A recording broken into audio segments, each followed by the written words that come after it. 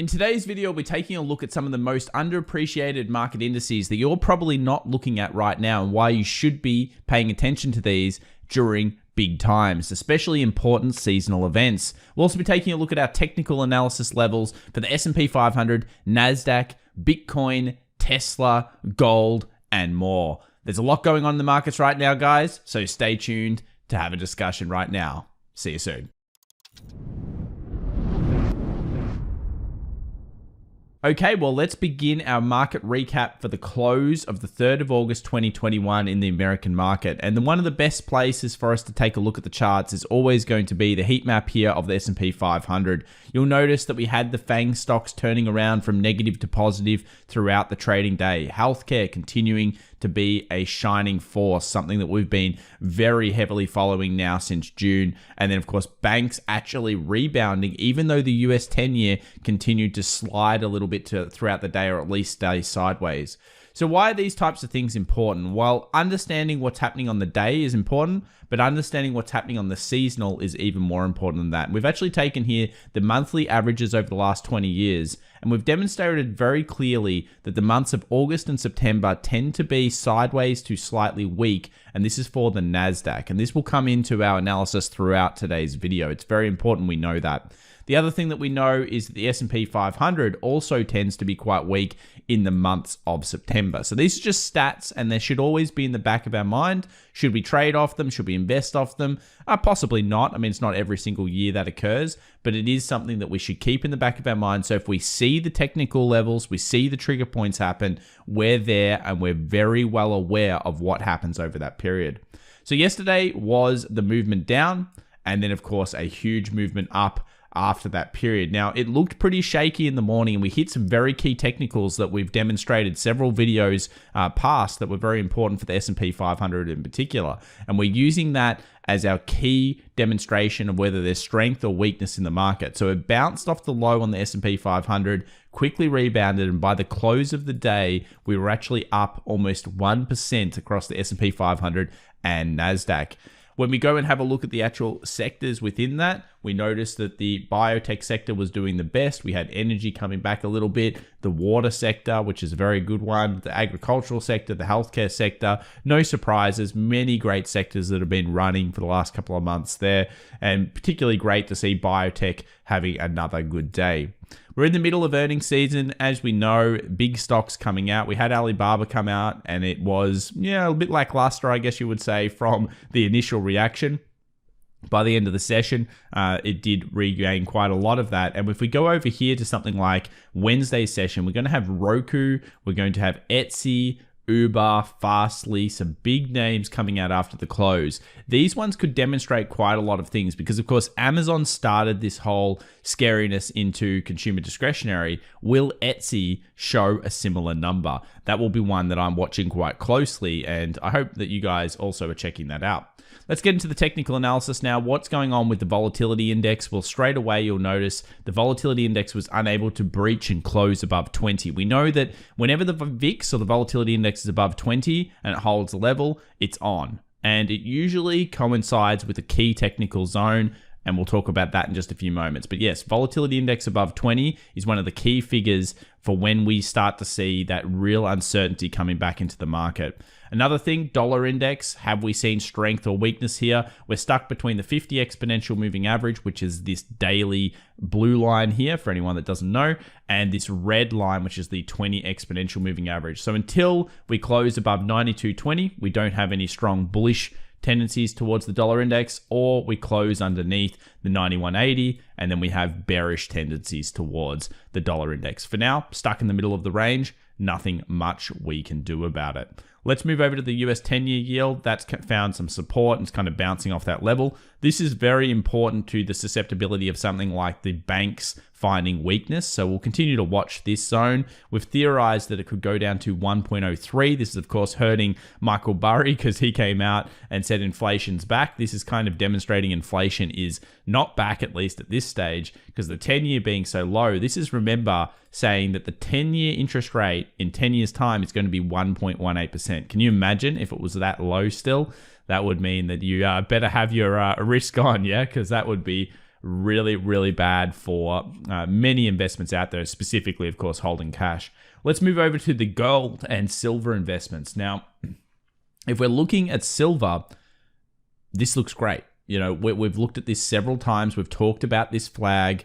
The flag has broken out. We've got a long leg doji on the 8 hour. It looks like we're going to complete above this zone of 2560, which is definitely an area I was looking at. And if we do get that completion, we've talked about the idea that silver and gold are both in seasonals right now. These are looking quite strong, and they're exactly set up where you would hope further bullish pressure comes through. I mean, you can see how silver is really preempting a very nice move here. If we move over to gold from a technical level, it's also finding some strength. Remember, they do move in a little bit of synergies here. Gold coming off that 1810 base that's been holding. We need that really above the 1816 with a nice significant close on a big time frame.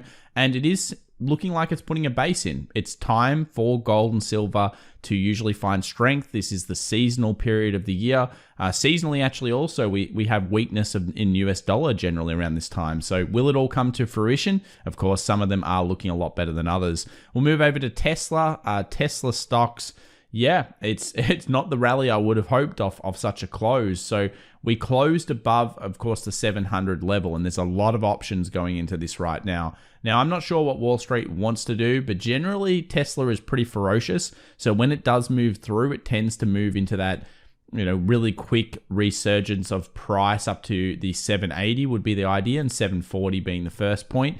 At this stage, being above 700 is still very, very good, and we expect buying pressure around this level, which did happen through the yesterday's session. 700 was reached, and it bought off that session. So that's very important to note. We're still in the channel, we're still broken out of the channel, and we're looking towards bullish pressure here in Tesla if it can hold up. So good luck to everybody out there.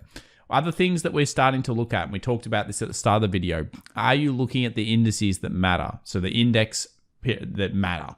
This is one of them. That's the New York Composite Index, New York Stock Exchange Composite Index. You'll notice this is very similar to our story about the Russell. It's in a massive channel. If you're in a massive channel, what does this mean for your opinions on the market?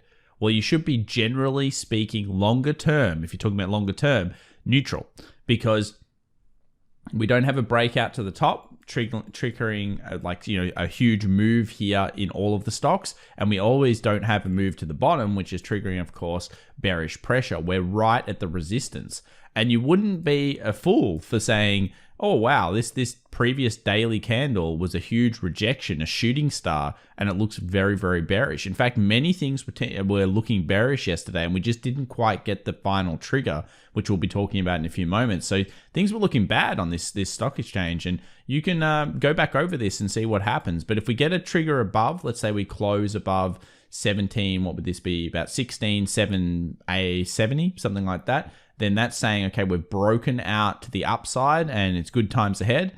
And if we continue to find weakness here, which would be the day, this is the day that weakness has to come back into the stock market, then we move back down and start to go back into the range, start to the middle point, and possibly even put pressure on the 16,000 flat here on the New York Stock Exchange Composite Index. That would be a big one. Similarly, the Russell, which is really affected by financials and the US 10-year, that did find early weakness here and then found a little bit of a bounce. It's in the middle of the zone. We've demonstrated on several occasions that this is all about, it's a war between the bulls and the bears right here, right now.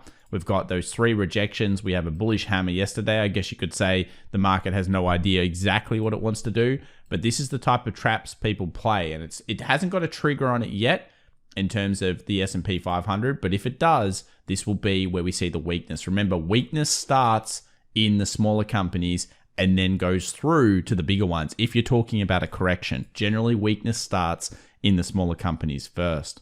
Let's move over now to the US 30. This is another one that's trapped in a range. You'll notice a very tight range-bound area between these two support and resistance lines. Nothing happened yesterday to get this broken out. So the Tuesday session, nothing happened. And therefore, we did bounce off the support and found some strength. But where I think the biggest interest is going to be the S&P 500. This is the zone of the real market, the SPX, on the daily.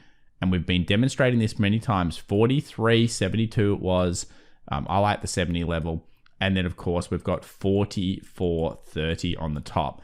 Now, if we close above the top, what's that demonstrating? The market is looking to go more green and green and up for a little more period of time. Now, if we get underneath this point, what's going to be happening? We're going to get through a 20 exponential on the daily, and we know that triggers historically back to the 50 exponential moving average. It's done it 4 times now.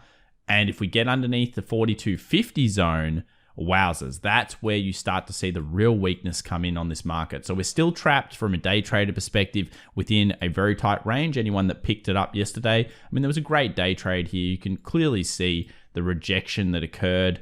Once that rejection occurs, like it did here, you get a little bit of a follow through. Day traders will be piling in to take profit near the close. And of course, there's resistance up here at the 44.30. So it was a great trade yesterday. And if you're watching that, hey, remember the trend's up. If you're seeing this type of rejection off a very key support, you're starting to paint a picture that means that you should be looking at that on the smaller time frames. Like, it just makes sense, yeah? If it makes sense, why shouldn't you have a look at it and try to do those types of things? Let's move over here to the QQQ.